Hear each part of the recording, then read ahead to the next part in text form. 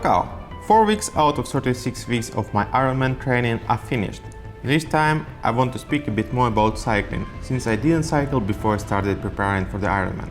But first, let me tell you about what I did this week. In my program, I get an increased workload 3 weeks in a row, and then the 4th week is a recovery week. It's a time when I am supposed to take it easy and get physically and mentally ready for the next 3 weeks. But since I have my normal 9 to 5 job, plus training, plus trying to stay somewhat social, it gets pretty tiring. And since I'm a rather lousy sleeper, it just gets more and more overwhelming. In any case, I had 2 swimming sessions totaling 4,100 meters, 2 runs, total 1 hour 40 minutes or 17 kilometers. I actually run 15 extra minutes on my long run day. It's just because I really love running and it feels like I'm not running enough with the Ironman training program. I will need to run a marathon next month already, so I will probably increase my running load in the upcoming weeks. And finally, I had 2 rides totaling 2 hours and 27 minutes, or 47.3 kilometers.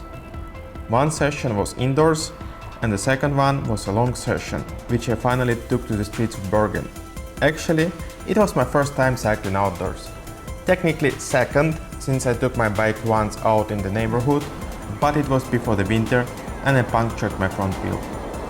Anyway, Bergen is not the most bike-friendly city. Not only do bike lanes appear from nowhere and disappear to nowhere, but it's still a mountain city, so sometimes you have to push a bit more to get through it.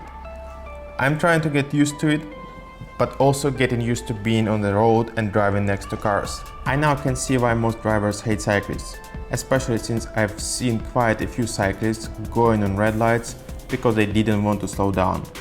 In any case, it's not difficult to cycle. I actually got less tired of cycling outdoors than I usually get when I cycle indoors.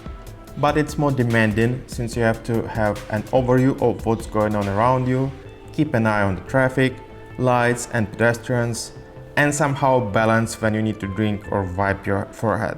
I'm considering getting myself a proper triathlon bike, nothing fancy, so I don't have to sell my kidney to cover my hobby expenses, or actually to sell my second kidney to cover my hobby expenses. But I will know more about what I can afford sometime during the summer.